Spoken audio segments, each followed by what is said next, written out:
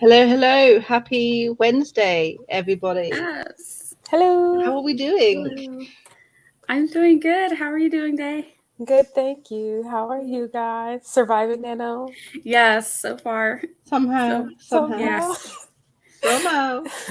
I'm There we like, go. I'm Right. managing to stay up above par, just barely above par, but as long as I don't dip down. I need a good like 5 or 10K day so I could get ahead, Yeah. but hasn't happened yet. But the par days are clicking, so at least that. I'm getting like 2,000 words a day, so Yes. Oh, that's great. yeah. That is actually really good. I had like my first like really bad day yesterday. I got like No. 600 words, but I went to work and then I got like a weather headache and I just was not feeling it. So Aw. I'm still above where I should be, so it's okay, but I need Yeah. to do some makeup, you know. Yeah. I've been doing okay. I very, very quickly hit the lack of motivation. Oh no. It's supposed to be Very like 4 or 5 days from now, Sarah. Yeah, what's going on? I know. But yeah, it was first 3 days was fine, and then Thursday it was just like no, and I was like, it's been 3 days. It's 3 days, and I've hit this point already. So I cheated a little bit because I want to keep my badges. So despite the fact I didn't write any words on Thursday, I did log the fact that I wrote words on Thursday. You'll make it up. It's fine. We won't tell on you. Luckily, it has already been made up. So my NaNoWriMo does match what I have actually written. That's good. But yeah, there were a couple of days where I just logged fake words just so I could keep my streak. And then I caught up on other days. Shouldn't really be saying that, but it's fine. As long It's as I okay. actually It's write all of the 50,000 whole words, it's internet. not a problem. It's all our secret. We will not tell. It's only everybody here forever that can watch it. Is everyone's secret. But it's fine. It's fine. It's not a problem. It's fine. I'm It not is fine. cheating my word count. That's No, I think that means you can. No, that's the no.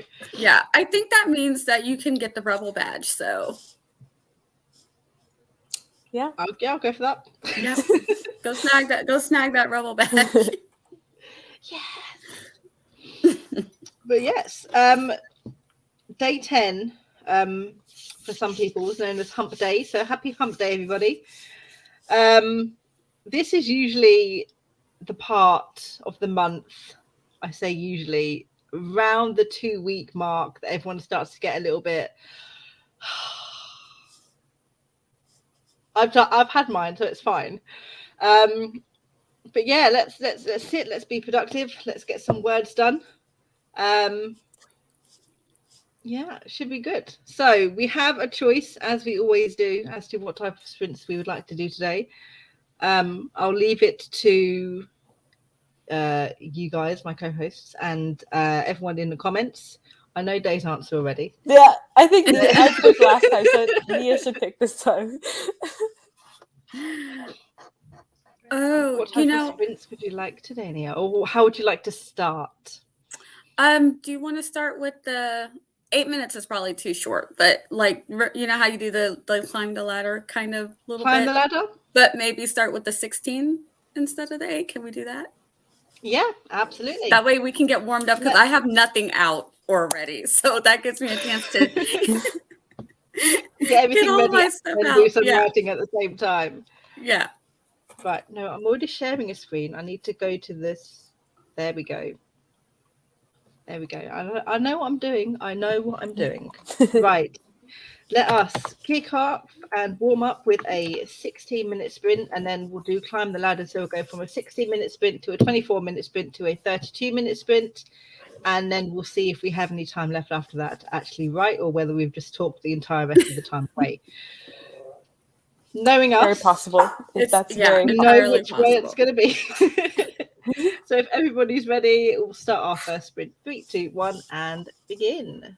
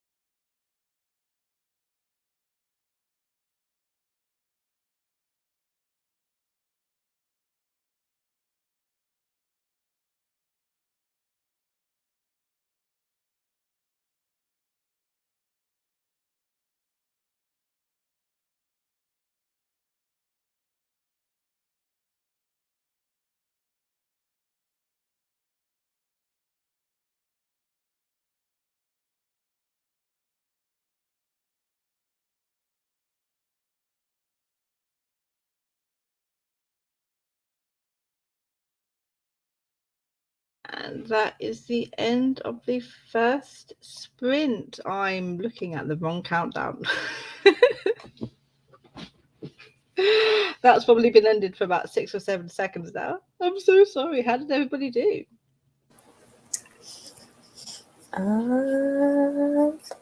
I got 337 words. And I also did the cardinal sin according to Sarah, and I microwaved my tea. I apologize, but it was cold. It's fine. It's okay. It's okay. My tea is fresh. I just made it, posted on the gram, and got my documents open. It was a perfect warm-up sprint. Beautiful. I'm glad he didn't ask for an 8-minute because I would have not been done. That was like perfect timing. Yes, it was perfect timing. I faltered right at the beginning of that sprint. I was like, I can't. The past couple of days, what I've done, because I've just like had no motivation, is I have put on an ASMR video for a certain amount of time, usually 30 minutes. And I've just sat down and said, I'm going to write until this video stops. And that's what I've been doing. So when we first started, I was just like, I have no ASMR. I can't do any writing. Oh my God, what am I supposed to do? I got over it, thankfully. But it's a stupid scene that I'm doing. It's part of a longer set of scenes that are all fight scenes. So it's the climax. So there's 1, 2, 3 scenes total for the climax chapter. So this is the middle scene. I've done 461 words. But it's trying to extend that now to 1,000 words and make it make sense. And fight scenes suck. I hate them. I'm not good at fight scenes, so I feel you. No, I don't know why I put so many in my novels, but I can't write fight scenes. But there they are. 283 words. Yay. 176 for Ashley. Zara has DM'd you on Instagram Day. Yes, Virginia, that was just a warm-up sprint. Hello, Jane. 98 for Ali. Joined at 2 minutes. Oh, 98 is very good for 2 minutes. Well done. Mm-hmm. What is what? Oh, I have words coming from somewhere. Okay. I just heard my voice echo in the background of my headset, and I'm like, where did that come from? That's fine. What is everyone working on specifically? What projects? Well, I know what projects. Yeah. Any interesting parts of the projects we're working on today? I'm on a fight scene myself, so I feel you. I'm like, okay, who has a staff? Someone's got a knife. But one person is injured, so I think I need to give them something else, because if they have a knife or a sword, they literally have to wait for someone to come to them. So I'm like, I need to give this person like a slingshot or something different that they can work with, a boomerang or something. And give the other person the sword and knife. So I'm gonna do some rearranging, so they won't be fighting with their necessarily preferred weapon of choice, because they're going to have to trade. So that should be interesting, hopefully. And then I've got to make it sound like not just swish, chop. Yeah, that's what mine would sound like. Swish, chop. Somebody falls. Oof. Please. That's he kicked. Pretty much. That would be most of my fight scenes is, and this person got knocked over. And the amount of times that I think Hazel's got knocked over twice so far in this scene, and probably another 2 or 3 times in the scene after it, and probably another 3 in the scene that's going to come before it. So she's doing nothing but getting knocked over at this point.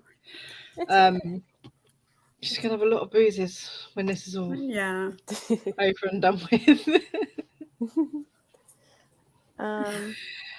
For me, I'm working on everybody came together. Like, you did the debate, everybody splits up, they come back together, they're ready, but now you have to actually make a plan. That's where I am, and it's not fun.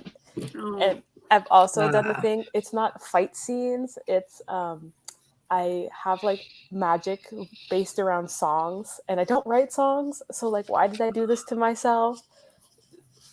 So that's where I am right now. Yeah.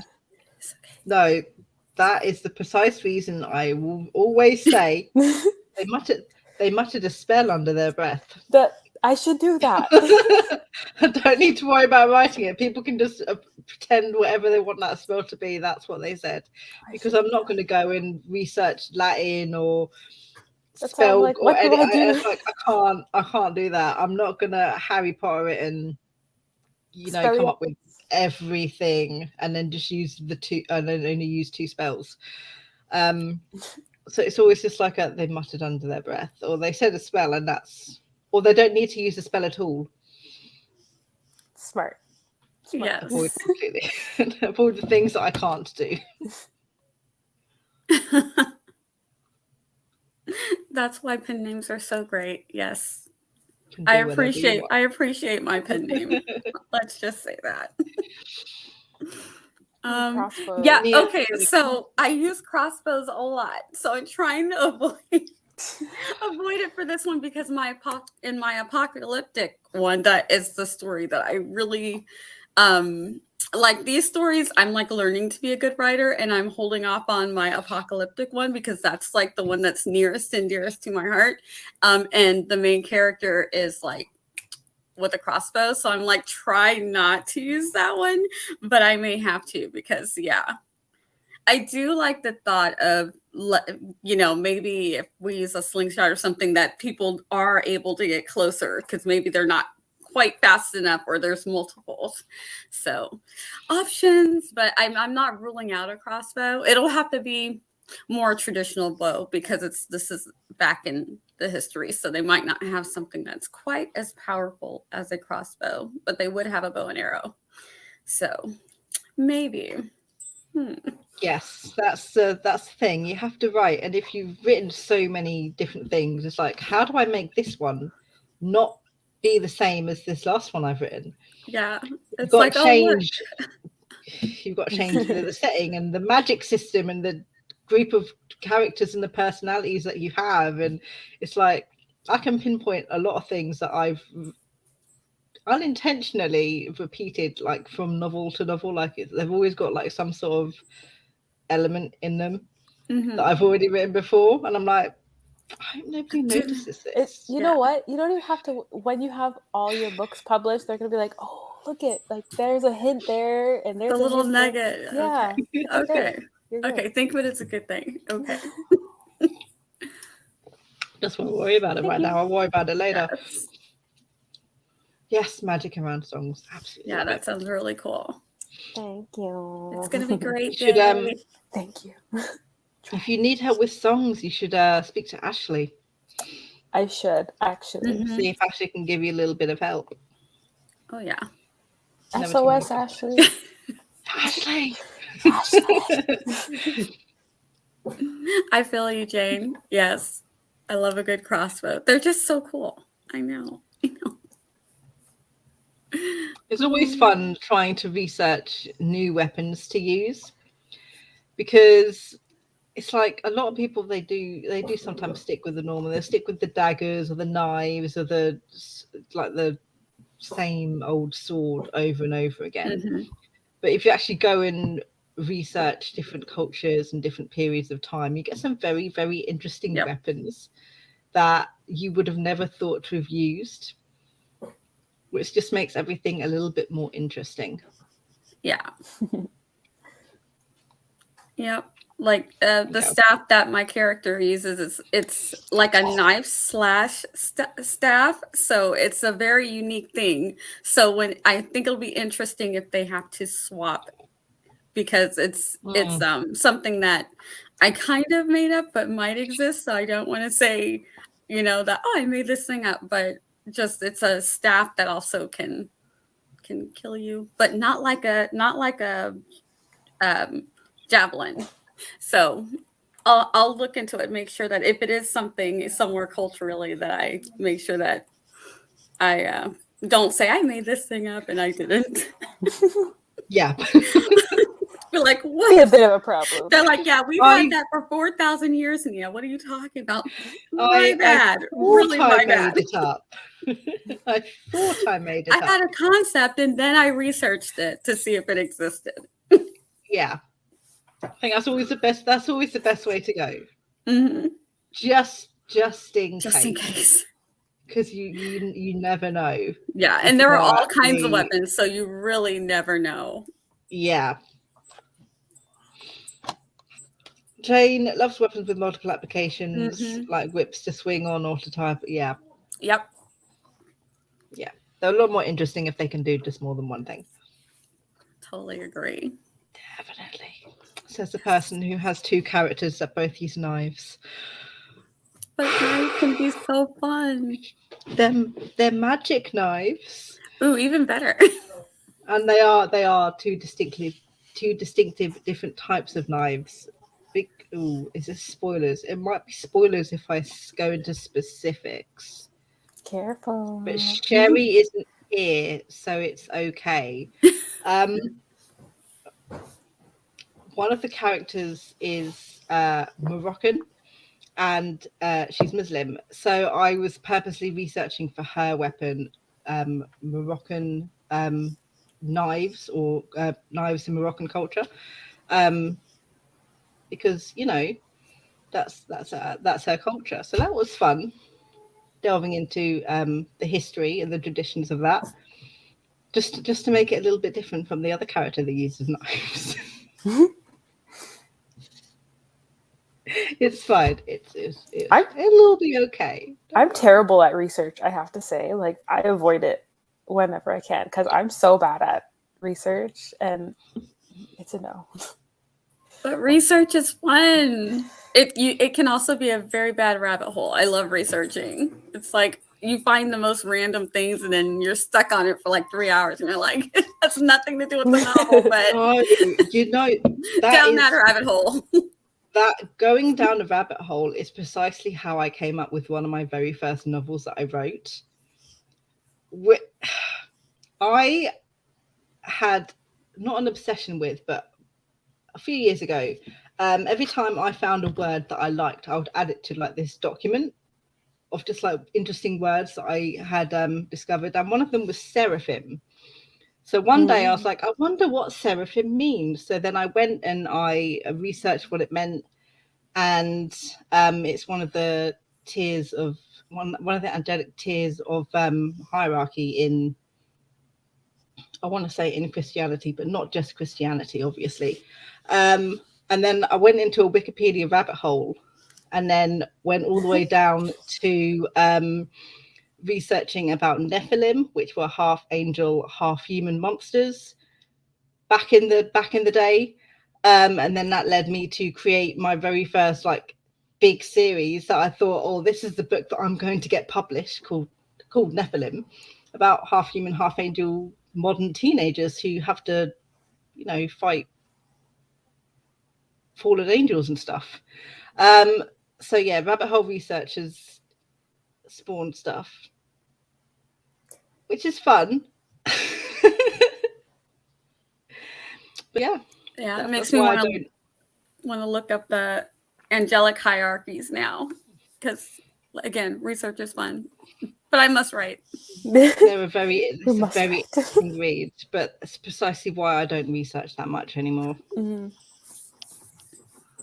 I do very basic research at first, and then if I need to, I'll do a proper research later on. But just so I have something to write, very basic research goes into it for the first draft. Yeah, because it's really easy to kind of get stuck on something like, what is that called? What is that called? And then you start looking into what something is called. And then the next thing you know, you've just spent 2 hours when you could have just said the thing and said, circle back to the thing and kept on writing. Ashley knows what to do. Ashley's got it down. That's a smart way to do it. I feel like I've only researched for one project, like actually researched. It's like my Tundra horror project.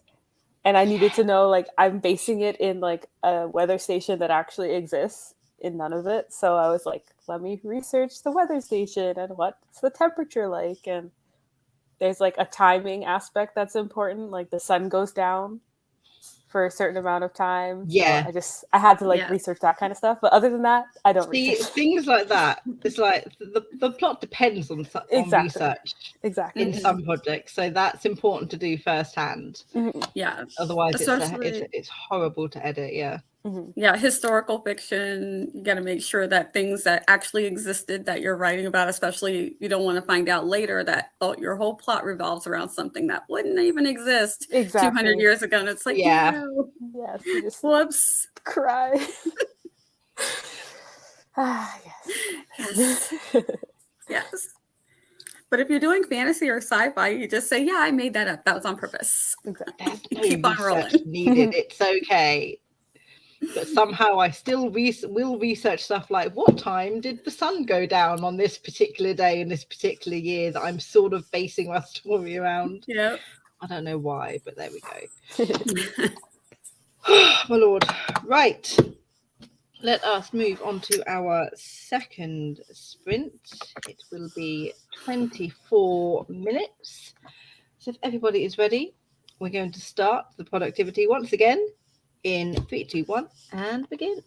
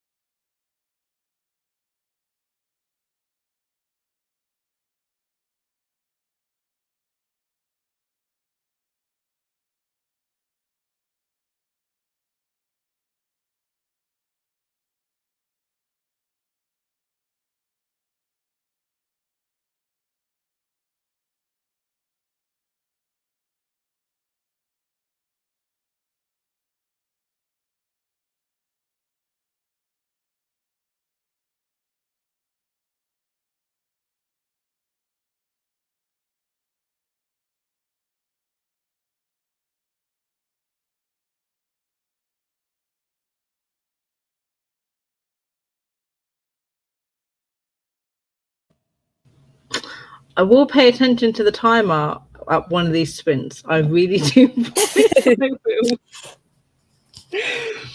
Well, I got focused, hyper focused on that scene. Hi. That's a good I don't thing. know how long. I don't know how long the sprint is finished for, but how did everybody do? I did good, Oh. but I didn't work on my own stuff. My daughter has so many papers. She's like, "Can you just help me with edits?" So I'm editing through one of her research papers right now. And it's not Wow, bad. that's It's not awesome. bad. It's not. She's not doing too bad, but she likes it when I edit because teachers are very writing intensive, and she says she'll see them open up the doc to start grading it, and then the teacher always steps away and goes back because she can't believe there's no errors. I'm just like, she's like, "Mom, I need you." I'm like, "We got this, don't worry." But I always make her do the work though. I'm like, "You do the work. I'm not doing it for you. If you need help with something, I'll help you, and then I'll do the edits." So she does pretty good. So all I got to do is clean it up and make sure everything makes sense. Make sure she's not being repetitive. Yeah, she likes my edit. She's like, "Mom, because I guess she tried Grammarly and Word, and she's like, 'No, Mom.'" So I'm like, "Okay, I guess." I'm really glad I'm not the only one who sends my work and stuff to my mom. I literally I'm like, "Can you just read this over for me and just make sure it makes sense, please?" And yes, Please, thank you. that's what we're here for. Sarah, I I just see get- you soon. I just get to help my kids with maths that I haven't done in 20 or so years. So, my and sister, English with grammar terms that I've never heard of. I'm like, What is this? Google. I don't know what to do. I'm sorry. my sister asked me the other day how to help her with long division, and I'm like, I can't do it. I'm sorry. Math is not my thing in the first place, but long division on top of it, like, no. Yeah, I stop at Calculator. long division and fractions. That's my limit. Yeah. I'm like, I'm like, no to anything algebra and beyond. My daughter's got, like, I think she's doing pre-trig, and I'm just like, "Can't help you. Call your dad." Yeah, see, it's the thing. It's like the way that I learned how to do certain things like long division is not the same way that they're being taught how to do long division. So I can do it my way easily, but that's not the way that they're meant to do it. Yeah. So I have to sort of try to teach myself how to do it their way and hope that I can then explain how to do it. Mm-hmm. That's the thing with math these days. Like, they're like, getting the correct answer is only like 1 mark out of 5. So you have to like follow their exact whatever. Everything. It's like, why do you care how I came up with the answer? Right? It's correct. Is the answer right? Yes. Yeah. When they first started doing the new math when my kids were really little, I was like, I don't understand why, because they had a box and you had to fill all the things in the box to get I'm like, but if you just do it right here, it's done. But my husband, who's a math person, was like, "Oh, this is so cool. How did we not do this when we were kids?" I'm like, "What is happening?" He's like, "It makes sense." I'm like, "No, it doesn't." But if you're not a math person, you're just like, why did they just give all this extra stuff? What is this? I don't understand what's happening. But he's like, "Oh, it makes perfect sense. Yeah. So I'm like, "Oh, if you say so." I can barely do math on a good day. I still sit there and have to go, right, how do I work out percentages on my calculator? I have to try it out a couple of times to make sure I've got the correct way of doing it, and I'm like, okay, right, yeah, no, I know it is this way. Like, I can't help you. But my eldest gets so frustrated with his math, and it makes me feel bad that I can't help him out, and I'm like, I'm so sorry. Let me try, and so I have to be the calm one, so he doesn't get even more frustrated with it. Oh. Yeah, my husband and I, we have our definite slots. My husband is math and science. I am history and English, and we keep it that way. Yeah, Sounds My like a kids good know plan. who to come to.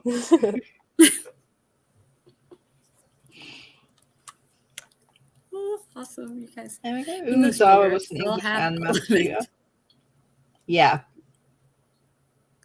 Yep. Lindsay Puckett. You probably Yes. know Lindsay Puckett. That's the first one that popped into my head, Lindsay Puckett, because I can confidently call Lindsay an author now, which I'm so happy to say. She's an author. Oh, I don't know. That was it. That was my help, which probably wasn't that helpful, to be fair. I know someone who will be soon. Soon. It's gonna happen. What type of children's books, Zara? As in who are writing children's books, or just suggestions for middle grade / children's books to read or research? But yeah, Lindsay's really the only like main author tuber that I watch who writes middle grade professionally. I write middle grade. I want to say Laura Nettles. No, is it Laura Nettles who writes middle grade? She writes middle the middle grade horror. Middle grade horror. She sure does. I don't know why I was writing her in horror, but it is middle grade. It's very interesting. I was just like, there's someone else who I've seen recently on the Discord about their middle grade horror. Do they have an AuthorTube channel? Yes. Laura Nettles definitely does. Charlie says Hopeful Happenings is a middle grade author. Oh, awesome. There probably is a lot more, but I was going to say Ashley. Yeah. See, this is the thing. Oh, and picture books, yes. Michelle Schusterman. There we go. We're popping up some names. There we go. We're good. We sort of know what we're doing. But yeah, a lot of author tubers are more YA / adult that I personally know and watch, I should say, rather than middle grade. Yeah. And Michelle's a ghostwriter as well, which is good. Yeah. And I write middle grade, but I don't know if it's going to be middle grade or YA. I feel like it's middle grade, but because of the age of the character, and it's historical fiction, it's more along the lines of something like Little House on the Prairie, but it's set in the late 1800s, early 1900s, and the age of the young girl is going to be between 12 and then up until she's 16, but it's not really YA. I think it's going to read like middle grade. And that's actually more what I'm aiming for. I don't want it to have a YA feel. Yeah, that's the thing with trying to differentiate different categories, is it's not just about the age of your protagonist, which you think would make it easy to do. It's more about the content of your book and whether this is going to be a like Stranger Things, which is child protagonist, but that's definitely not for 10 to 12-year-olds to watch, really, or whether it's, I can't think of another example, but it's more to do with content, really, than it is the age of the protagonist. Yeah. Which is a pain in the butt. Yeah. I'm skipping down a little bit because I'm reading James' comment, because it is a little Laura Ingalls Wilder / Anne of Green Gables. So, but I think it's going to read more like Laura Ingalls Wilder, where Anne of Green Gables, I think, reads a little bit more mature. I just want it to be a little bit more flexible, because I want it to be accessible to young people who maybe are just starting to get into reading, if that makes sense. Because like my kids are on different reading levels when they pick up a book when they were that age and they'd pick up a book to read. I just wanted to, not like I'm trying to cater to the masses, but I really wanted to be accessible to not just children who are advanced readers. Yeah, if that makes sense. That's the thing. That's why I started, well, partly why I started writing middle grade, because I knew that there was always this disparity between middle grade, which is like A Diary of a Wimpy Kid, which is quite young middle grade, and then it sort of now skips to YA, which is very mature for what YA, the supposed age range, is supposed to be, which is what, 13 to 17 years old YA is technically supposed to be for. So there's really like a disparity of, you know, this age range doesn't have any age appropriate or theme appropriate or content appropriate books for them to sort of read. So Abingdon House is a middle grade, but it's more like an upper middle grade. So like Harry Potter and like Percy Jackson, it will take you from 12 up to 16, 17 years old, and it's sort of, but it mainly contains a lot of more middle grade content than it does the darker YA content. But yeah, I wanted something that, you know, moving up that age can enjoy and, you know, keep into the reading. Oh, and it depends on the agent as well. But why can't there just be a clear set of rules? 17 is too old for YA. What? Who is this person? Oh, no. That's what? Not. That should be like the beginning for young adult. I'm sorry, am I old? Like, I don't know, but this is probably accurate from what I've been reading of what some people consider YA, which is why you've got 16 and 17-year-olds acting like grown folk. Such adult situations. Yes, it's see, this is the thing, and this we're going to get into this. We're not going to get into this. Let's do this. Let me do this first, okay? This is the issue with publishing at the moment, in that there are no clear rules and no clear boundaries for all of the age categories and for all of the content for all of the age categories. So all of these lines are blurred, and if it depends on the agent, it shouldn't depend on the agent.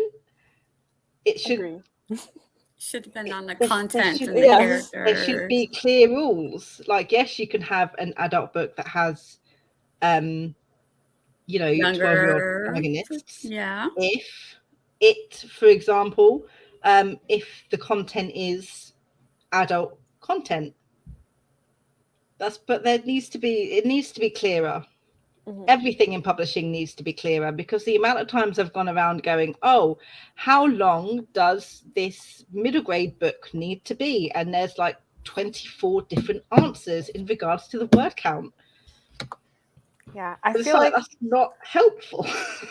Yeah, I feel like age should not be the only consideration for what a book is categorized as. That's just I totally agree. I totally agree with you. And if we are going to use age, then we need to like do a little bit of a revamp, you know, of what actually is considered middle grade YA adult. It needs to do ratings like movies do ratings. Yeah, like a mature YA. Exactly. Which is new adult. Like, come on. Yeah, it's new adult, but it's new adult. People just don't want to call it new adult. They just want to call it young adult. But it's new adult. Like, and a new adult is not a thing. Why? Yeah. No, but why? I don't like I'm sorry. Six of Crows is new adult. I'm really sorry. Adult. I don't want to apologize for it, but it's not YA. It shouldn't be YA. It should be new adult. I don't know why the publishing industry doesn't want to include new adult anymore and just keep it YA. But that would help so many people. I don't understand why they don't think it would be a good thing. There must be something in sales that the translation doesn't happen, because, you know, they're all about, they would be all about money. Yeah, but Shay's right. Young adults are being bought by adults who don't want to move to the adult category. So they're changing YA to be more adult to cater to the adults who are reading it. Yeah, because I think I like the style of YA, which is why I keep reading it. But like sometimes I'm like, I do feel like, oh my goodness, yes, remember this child is only 16, so they're gonna behave like that. But I want the situations, but I don't necessarily want them to be 16. I mean, I'd rather them be like 21 or 25 or something and be age appropriate, but they're just new adult just didn't become a thing, or then you have to skip straight to adult, which is a very different feel of reading. And it also makes zero sense for like human beings. Like, I'm sorry, I just turned 25. My life is not together. Sometimes I feel like I am in that YA, like still messing around, whatever. Yeah. So like, why do I have to go right to adult? Like, I'm jumping straight from YA to adult. Let me have that in between. Yeah. I'm like, I had that in between. I don't read adult. I am like, I'm an adult. I do not read adult. Sometimes adult's just not fun. The font is too small, and it's like, but then because everything's sort of very specifically catering towards middle grade, is catering towards. I'm not going to do grades because I don't know grades compared to years, but they've got like the 7 to 11-year-olds is middle grade, or 9 to 12. Is it middle grade is supposed to be catered for that age range? I think it's 9 to 12. Yeah. But now that YA is supposed to be 13 to 17, but they're catering more to the 18 plus crowd. Yeah. What have the 13 to 17-year-olds got? Yeah. I feel like when we were when I was kid, you guys are so much younger than me. I feel like that there were books that did that, but they weren't necessarily YA because they didn't read like Twilight at all. We had the Babysitters Club. Yes. Which wasn't middle grade. It was more very, very early YA. It was for the 13, 14, 15-year-olds because that's how old the characters were. Yeah. And we had the one with the twins. And what were they called now? It's slipping my mind, but the one with the twins. Sweet Valley High. Yeah. Which went, and I feel like Sweet Valley High did kind of radiate. They matured a little as the girls aged, which was great as you're aging through middle school to freshman year of high school. You know, the books kind of went with you. So that was actually a good thing. So why is that not a thing anymore? What's that type of book is sort of like gone. It's like they don't think 15-year-olds read or want to read.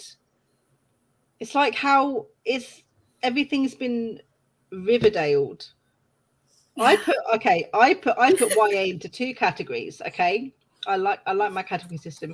There is Victorious YA and Riverdale YA. Yep.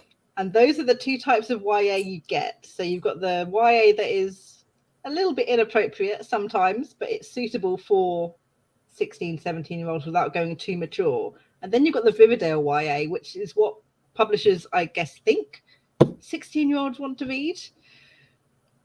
And some 16-year-olds might want to read about it, but some 16-year-olds don't. So they don't. Yeah. They're stuck basically with, Hannah Montana, I guess.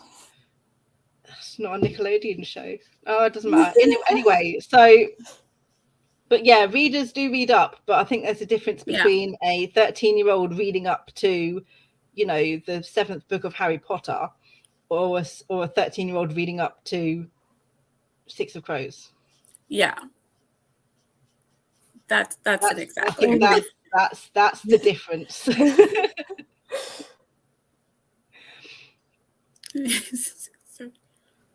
Yeah. Yep. We definitely had a wider range of. We had a wider range when we were younger of things to read, but now it's either too young or too mature. I say like I am one of those, like for the kids, it's either too young or too mature. I remember she was 14 at the time, my 14-year-old little sister, she was reading the first Shadowhunter book. And I was like, okay, do not read this page or this page or this page, because of like the weirdly way too intense makeout scenes that this book had for my 13/14-year-old sister. I was like, don't read these pages. Yeah, which would be probably fine for someone who's already, you know, in what we call high school, like 11th grade or something like that. That'd be like, that'd be fine. But a middle schooler is like, are we there yet? Middle schooler, little child. Yeah. See, but then Percy Jackson is actually a middle grade. Also, Percy Jackson is amazing. It is. So much fun. Yes. It's so good. Yes. And sometimes these books are just entertaining. You know, a middle grade book or a YA book can just be purely entertaining. And that's usually what I read for. I want to be entertained. I want to be taken into your little world. Yeah. So I don't necessarily care if it's middle grade or YA or adult, you know? Yeah. Yeah, I think the first series of Percy Jackson was definitely intended to be middle grade because it's from 9 to 12 years old, despite the characters aging up to 16. I'm not quite sure about the Heroes of Olympus series, whether that is supposed to also be middle grade or whether that's more of a younger YA. But the first series was definitely intended to be middle grade. Yeah. And I remember Alexa Dunn told me that herself. And I remember all of my kids like that. And they're like, they've got a nice little span. But when I would buy a set of books, like when we got to Percy Jackson, they all read them.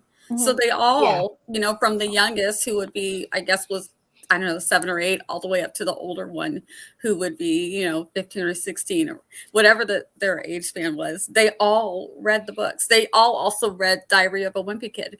And I do have one kid who does read more mature, like he likes Neil Gaiman and stuff like that. But he was also able to read Percy Jackson and Diary of a Wimpy Kid and be like very, very much enjoy them, you know? Yeah. So I like books like that. So yes, that's our aim with writing middle grade, personally. Is where this started from. So we're gonna, I knew I shouldn't have taken this timer down. I knew we'd get into it, as we do. Our next sprint is a 32-minute sprint, which should take us to about ending time. What time do you have to go? Do you have to go now, Day? Oh, Day has to leave. I have to go to class. Sorry, guys. Oh, I'm so sorry you have to go to class. I hope you have a good day. Thank you for joining us. Thanks for having me. I'm gonna keep it on in the background, so don't worry. I'll still be chatting. Right. Loki finally stopped barking. Bye. So bye. Yeah. Very quickly, I haven't found the genre as entertaining as middle grade. I hate YA, to be honest. I've read more of it because of people in my life reading it, but only furthered my dislike for YA and publishing. I struggle with YA at the moment as well, to be fair. Yeah. Because it's so stylized now as well. It's growing to be a stylized genre, which I'm not very good at reading or writing, but there we go. Right. 32-minute sprint. We're ready to get the last little bit of productivity done, and we'll start in 3, 2, 1 and begin.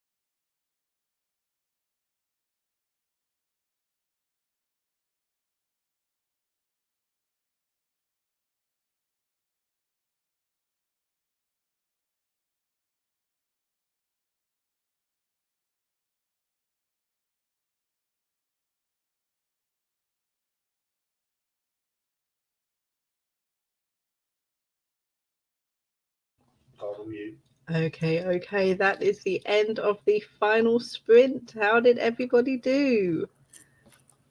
I did good. I'm working my way through this paper. I'm trying to get it to her as fast as I can, but accurate also. You know how you're reading through and you're like, I don't want to miss anything. And I'm also texting it on the phone, which is a nightmare. Yeah. I always have the urge to speed read when I'm reading something. And most of the time it's fine, but there are certain times where it's like, no, I can't speed read. I need to read every single word very carefully because this is not for me. This is for somebody else. Exactly. And she does what I do. I think a lot of people do. They'll just say also.